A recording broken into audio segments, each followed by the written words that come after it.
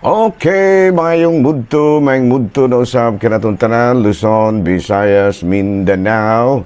Mayong mudto Philippines, mayong mudto world, mayong mudto universe. Ano na punta mga higala, dini nga itong tulumanon sa kahanginan, C.O.N.A. Catechesis on Air. O ako lang gihapon kini yung ubus nga alagad, Reverendo Padre Edwin Academia Acab. No, adlaw na usab karon nga Martes, no? Pitsa utso na kini sa bulan sa Abril tuig 2025. Ayan, no? Medyo duol-duol na gyud mga higala ang Semana Santa. Sumad ron mga higala Martes Santo na. Ayan, no? Pero karon tangandang patab baling daghana mga higalang kwan. Baling daghana kaayong gitawag nato sa in English o kwan.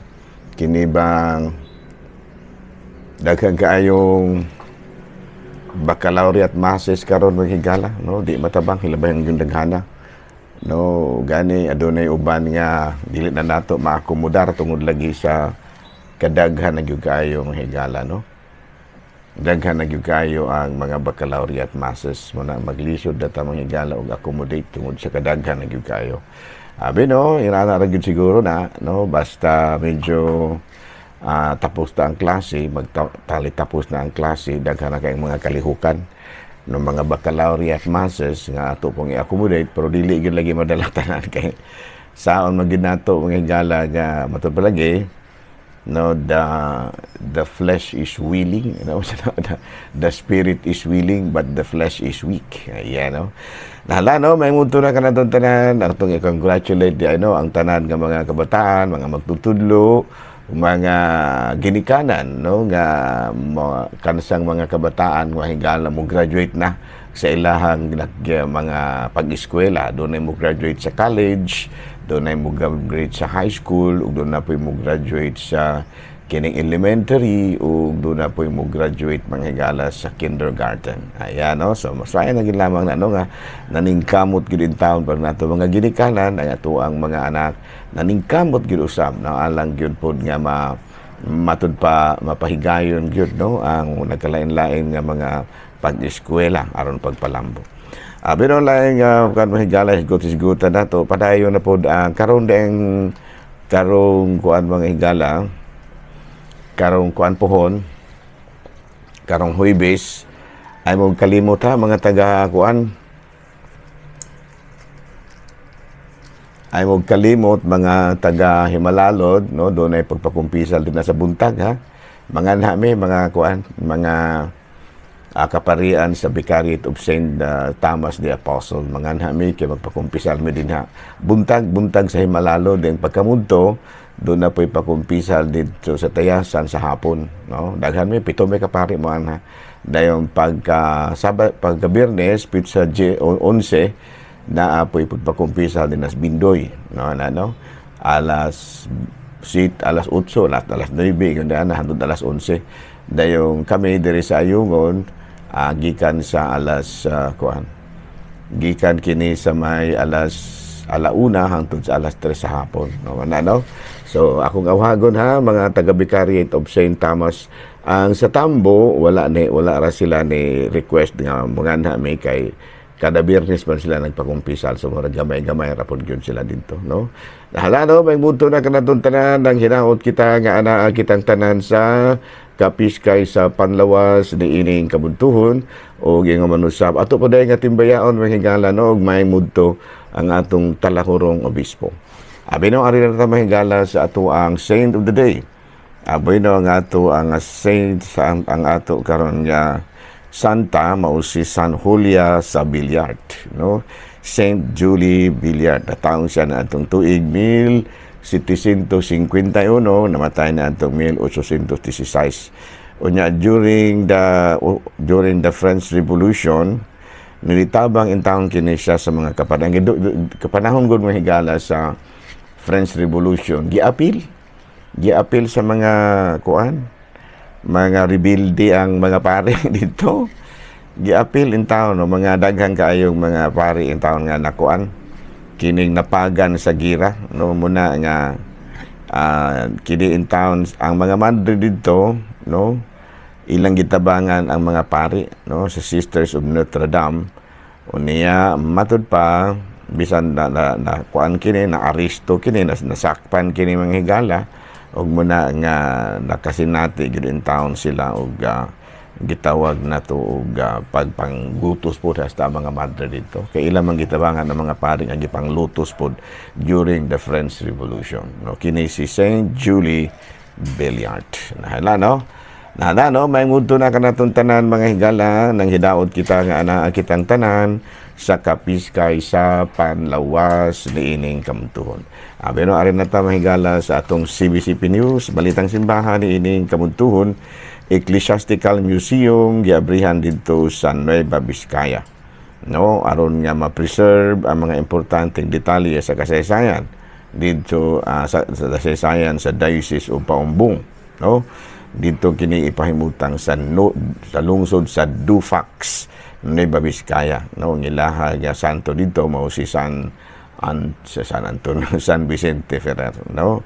Gani sa netong nakalabing adlaw gisubhan kini, no, giblisingan kini ni Archbishop Jose Elmer Mangalinaw, no, Mangalinaw. Balita mga higala gikan sa Vatican, dulan 20,000 ka mga pilgrims gikan sa siyudad sa Lourdes ang nibisita sa Roma niadtong nakalabing semana alang sa Diocese of the Sick. O gani nanaad ikining mga pilgrims dito, mga taga Lourdes, Lourdes ba Lourdes. Nanaad sila nga ilag yung ipadayon ang ilahang commitment pag-atiman sa mga masakiton ug mga disabled nga may bisita sa kining syudad sa Lourdes, no, kay nailaman lagi ang kamilagruso mga higala ni iningal syudad sa Lourdes. Nahala, no, may bunto na kanatong tanan og naghinaot kita nga ana kitang tanan sa kapiskay sa panlawas. Okay, no, so ay na may higala manimba kita ha karong kwan, nimba kita karong manimba ato mang moapil gyud ita ba sunod semana, sumadong semana ho ha mukuan ta kanang mangumpisal, no, kay atong maba kay ato ang matud pa mo apil kita sa mga kalihukan, no, sunod semana sa Semana Santa kay matud pa lagi sa sulat ni San Pablo ngadto kang Timoteo kapitulo 2 bersikulo 11, if we die Jesus, we will also rise with him, no. Sa ato pa ato gyud nga pamalandungan ang pagpasakit, kamatayon ug pagkabanhaw ni Kristo, kay makatabang gyud kini kay makatabang kinig dako mga higala nga mabanhaw usab kita kang Kristo, no. Kay matud palagi labi na gyud kini mga kalihukan sa Sabado Santo, kini bang pagbag-o sa kalayo ug sa tubig, no, kini bitawng sa Juan kapitulo 8 bersikulo 12 kini nagkanayon, I am the light of the world, whoever follows me will not walk in darkness but will have the light of life. O sa ato pa kini yung mga dagko kay nga dagko kayo mga kalihukan sa atong simbahan mga higala ato gining apilan, no. Tibuok semana gyud ha kami karong sunod semana sungwad ron Martes mohimo na kami sa amo ang gitawag natong panaad, no, kanang gitawag nato sa English og priestly vows, no, among i-renew ang among priestly vows, no. Ako kapilaron ko ano ka tuig mahigala mo ika 30 naman ako ron tuiga siguro 30 years anniversary naman dagin ako ron dugay na gid pud ko mahigala sa ako ang pagkapari 30 years na 29 years man last year dayon karon ika 30 years na dugay na, no. Kalma ra kay mahigala pero dugay na day ko kaayos pagkapari mahigala. Nala, no, may munto na kanatong tanan nang hinaot kita nga na kitang tanan sa kapiskay sa panlawas. Okay, arin na tayo gala sa atong mga pangutana sa usa ka awit. Para ang mga makasasala kinahanglan wag gyud nga mga umpisal ang tubag niya na yes, no. Kinahanglan gyud nga mangumpisal kita sa Santiago kapitulo 5 bersikulo 16, busa pagsugiray kamo sa inyong mga sala, oras na to may gala, no. Pagsugiray kamo sa inyong mga sala ug pagampo alang sa usag-usang aron kamo mangaayo, no. Gani sa basahon sa panultihon, Proverbs, Kapitulo 28, versikulo 13, dili kagayon mo lampo sa kinabuhi kung taguan mo ang inyong dili gayud ka mo lampo sa kinabuhi kung taguan ninyo ang inyong mga sala. Isugid kun kini og paghinulsol ug kaluy-an ka sa Dios. Ay sugid gyud ka. Asa man ka musugod? Adsa man ka musugod ato sa imong silingan nga marites dili. Adto ka musugod sa pari musugid sa pari. Kaya sa Juan Kapitulo 20 versikulo 22-23 gisulti niya kini ug unya gihuypan niya sila ug giingnan, dawatan ninyo ang Espiritu Santo kung pasayloon ninyo ang mga sala sa mga tao, gipasaylo kini kung ang ilang mga sala dili ninyo pasayloon, dili usab kini pasayloon. Sa ato pa dako gid ay kaayog ikatabang mahigala kung adto kita musugid sa mga kaparian tungod kay doon naman lagi katungod ang pari sa pagpasaylo, no? Kay do sa Juan kay matod palagi sa buhat sa mga apostoles Kapitulo 8 versikulo 17 sa 19, no, giordinahan, no, sa mga apostoles, no, ang mga kaobispohan, no, kining gitawag nato sa laying of hands, no, conferring of authority, no. Atong mabasa nga ubay-ubay gyud sa mga sumusunod nila ng ilahang gipandungan sa ilang mga kamot ug nakadawat usab sa mga katungod, no, otoridad usa na ni ana ang pagpasaylo og sala, no. So man nga kining pangutana mahigala, kinahanglan bagyod nga mga mangumpisal ang mga makasasala no, kay ngano man aron mapasaylo sa ilang mga sala. Okay. Padre, lain pangutana. Nga naman gyud. Okay, another pananglitan. Padre, ang record sa bunyag nawala, pwede ra ba o nahuman naman natin ang pangutana mahigala, no? Ari kita sa bag-ong pangutana. Padre, unsa maning Anglican Church, unsa maning Anglican Church, Father?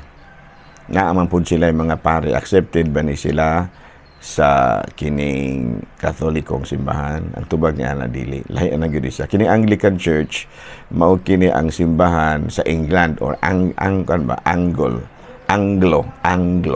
meaning English England ba? Natukod kini ubos sa pagdumala ni King Henry VIII ni adtong 1509 andon 1547. Naapod di sila obispo mga kaparian, mga dikon, ug dili kini sila konektado sa Katolikong simbahan.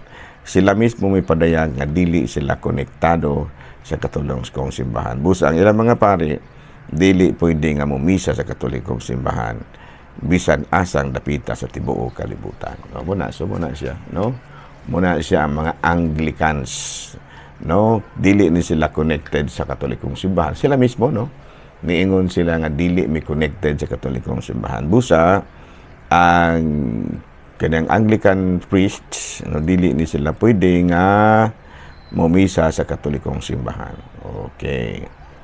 Padre, pahilugan man namo og pari ang among masakiton. Anointing of oil is a spirit. Unsa man ang anointing of oil? Anointing of oil is a spiritual sign that represents the saving work of the Catholic Church by authority of the Church being implemented those for the gift of the Holy Spirit. Ato ka nang mabasa mahigala sa Santiago Kapitulo 5 versikulo 14 hangtod sa 15. Is there anyone sick among you? Let them call the elders of the church to pray over them and anoint them with oil in the name of the Lord. And the prayer offered in faith will restore the one who is sick.